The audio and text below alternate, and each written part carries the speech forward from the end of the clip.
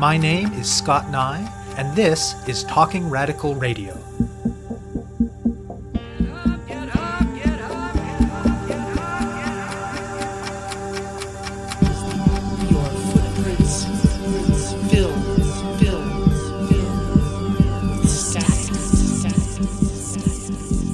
Hello and welcome to Talking Radical Radio, where we bring you grassroots voices from across Canada.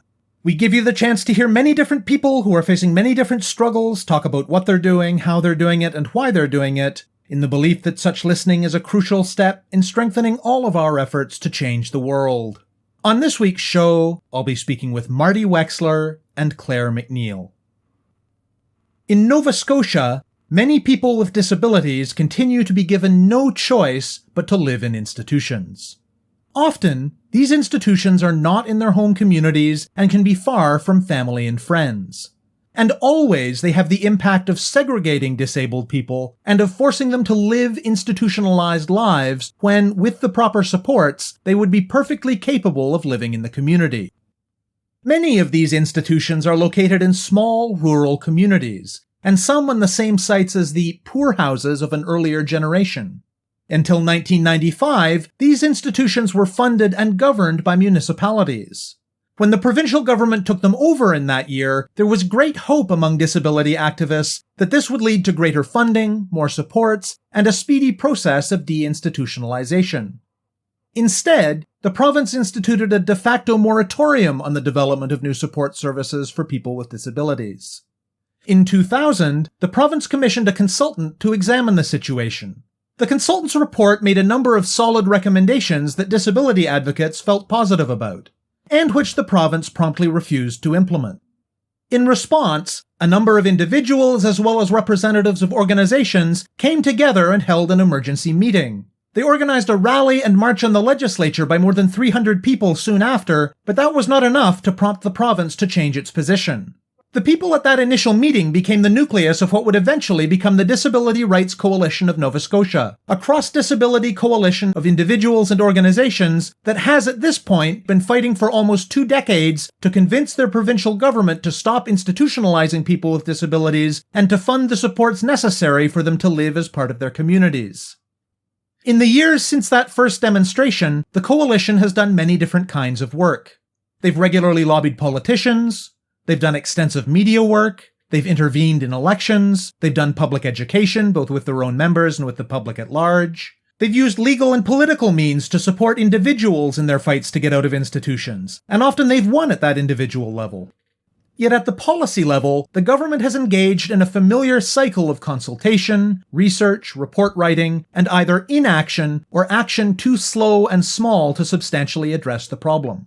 The coalition, however, has refused to let the issue rest, and in response to their consistent advocacy, in 2013, the government of the day introduced what was described as a roadmap, so an actual concrete plan, to the development of suitable community-based services. Subsequently, all political parties in Nova Scotia have endorsed the roadmap, yet 6 years later, very little has actually changed on the ground. Since 2015, the single biggest focus for the coalition's work has been a human rights case.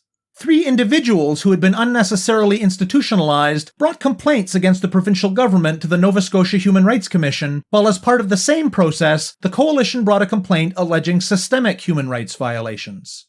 The case was hotly contested by the province, and a decision was only handed down in March of this year.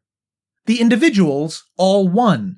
However, there is relatively little precedence of Canadian tribunals or courts finding systemic discrimination, and the systemic case lost. The coalition, with support from a few national disability rights organizations, is filing an appeal. Marty Wexler is a social worker. He was one of the founding members of the coalition and has been centrally involved in its work from the very start. McNeil is a lawyer. She's been involved in a number of cases challenging institutionalization in Nova Scotia, and for many years now has been an advisor to the coalition.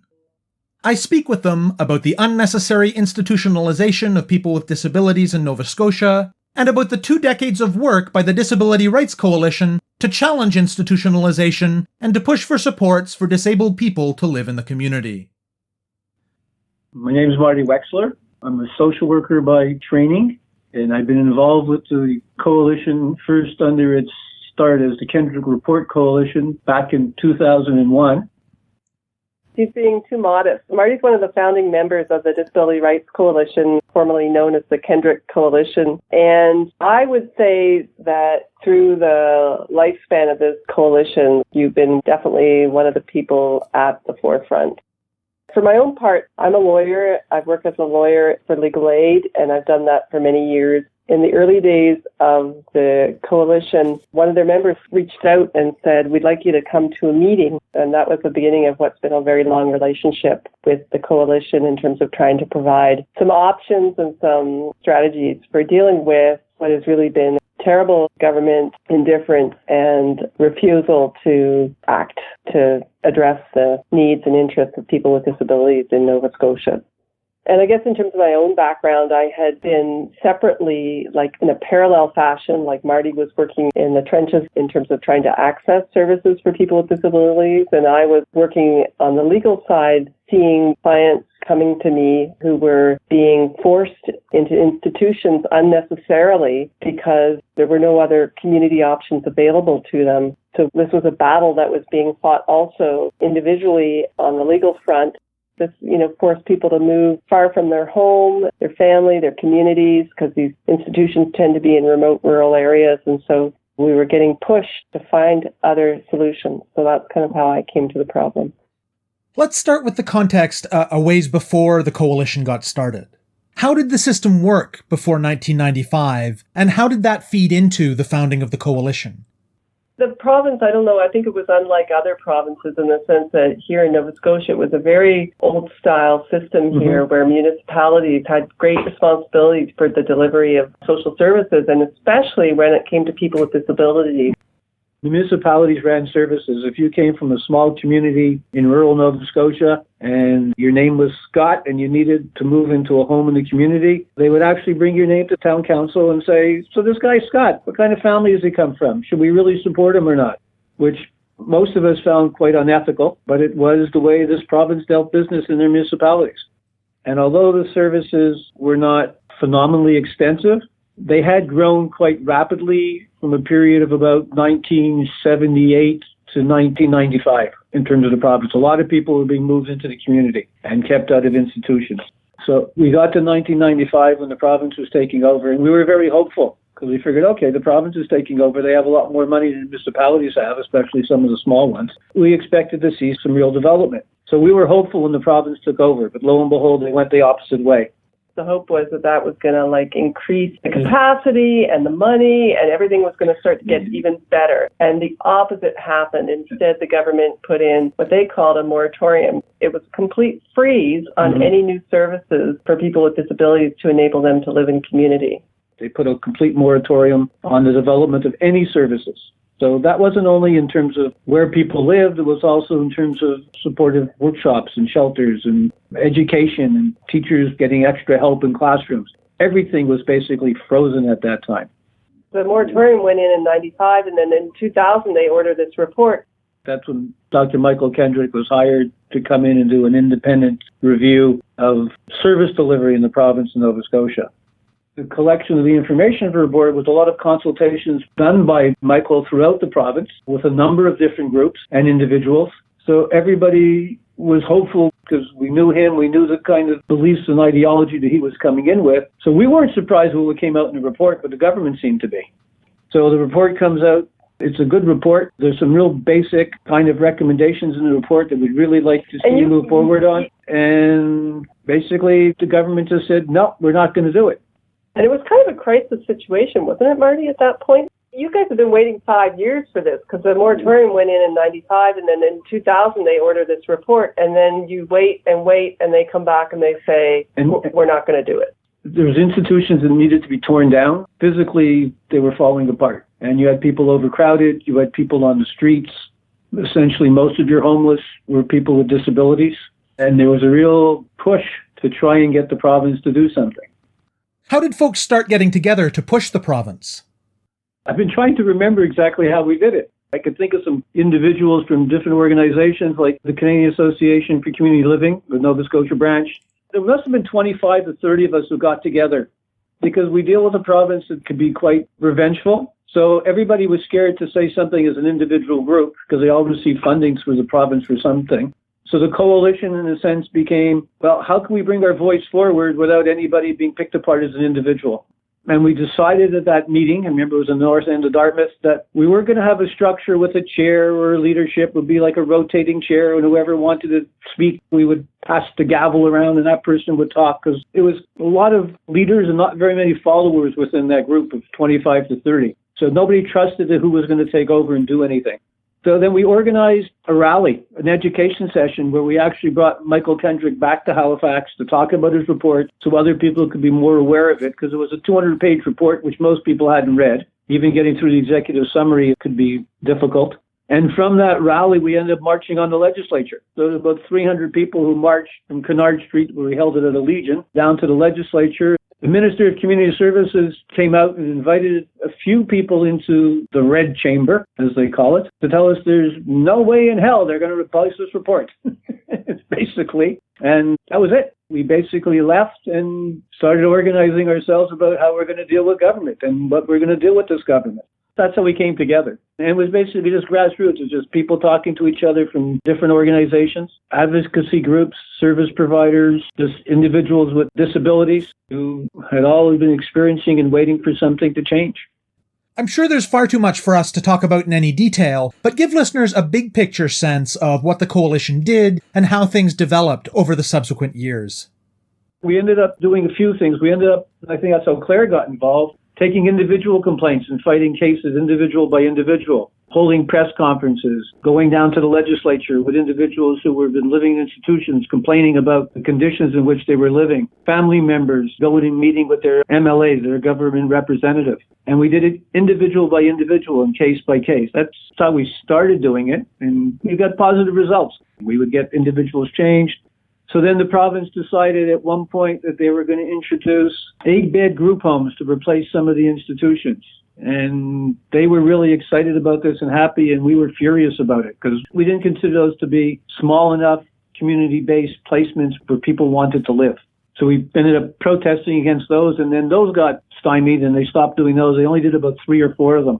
There were individuals who were coming forward, and often the government would resolve things with those individuals. Sometimes it went to court, and we had to pursue it through the legal process. One of the cases went all the way to the Supreme Court of Canada on the question of whether the court had the jurisdiction to determine where the person with disabilities would be placed, or whether that was just the decision to be made by the government. And that was positive when the court came back and said, no, the court should maintain jurisdiction over those kind of issues.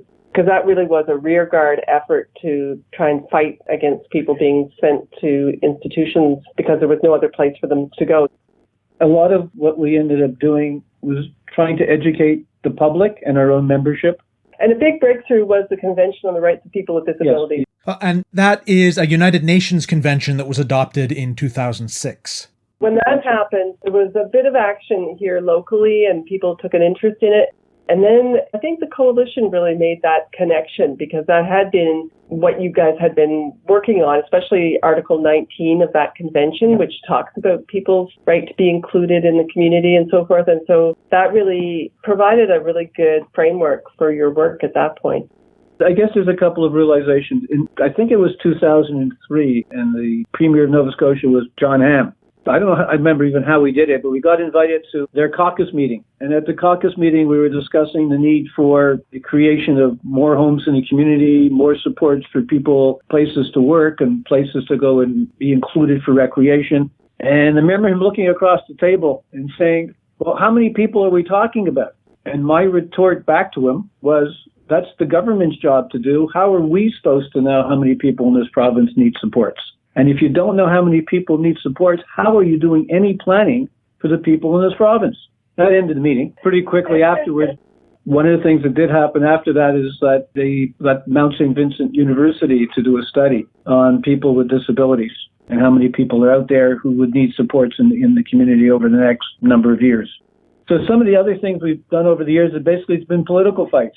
Every time there's been an election, we try and bring disability issues to the forefront.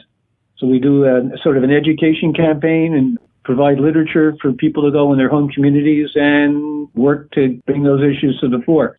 Our realization is that basically it's going to be political will to change how services are delivered. The NDP got elected in 2009, and they were doing diddly squat. We were very disappointed because they had promised to do more. Again, they were doing studies, but they finally did act. In their last year before they got defeated, they introduced the transformation roadmap of how we would go forward for the development of services with a 10-year plan. It was just another report, but it did bump it forward. It bumped it forward with a plan. It did have a plan. And we had secured the promise of all the political parties to implement the report.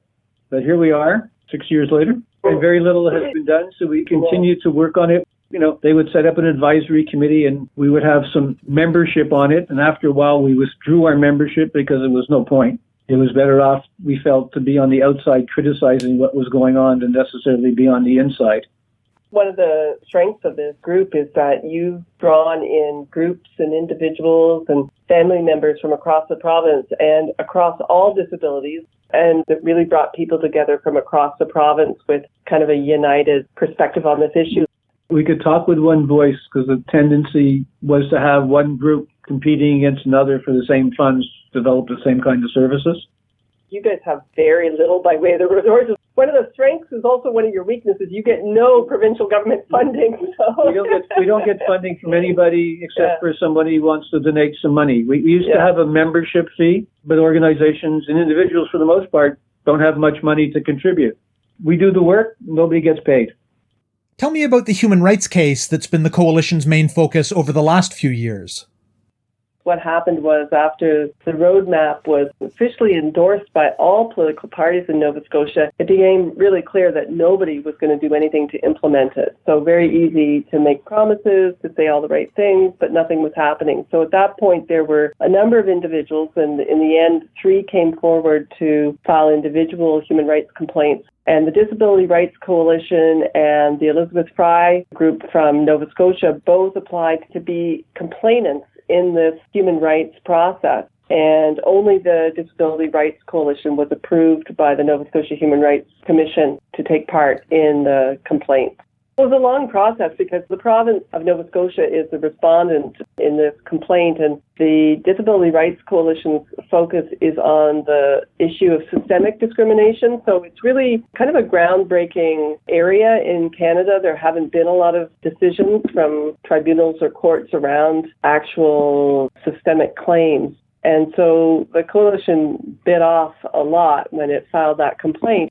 It went slowly because at first the province really tried to raise every obstacle it could, including filing 2 notices of appeal on an interim basis to try and slow it down. But ultimately, it did go to hearing. And they dragged their feet on releasing the information. Had to keep going back to the person who was appointed as the arbitrator to get them to release information so that we could actually review what they had on file. Yeah, so one of the challenges with a systemic complaint like this is that a lot of the information that we needed to support the complaint, like for instance, let's take this issue of the moratorium, the so-called moratorium, that was the government's word for it, but we couldn't get any documentation about it. Even though we had lots of quotations of people, referring to it and talking about it as though it was a real thing, it wasn't until 2 or 3 years into the disclosure process that we had the government actually admitting that such a thing had existed, and we started to get some documentation around it. As I recall, we had a deputy minister on the stand who said it only came to an end 2 years ago. Not something that in the context of this litigation that they wanted to admit to, because it's such a flagrant example of discrimination in action, right? So, the government said, oh, well, we had some financial constraints or whatever, but where did the axe fall? Directly on not everybody with a disability, those with disabilities serious enough that required that they needed supports and services to live in the community. So it was pretty flagrant. What was the substance of the complaint?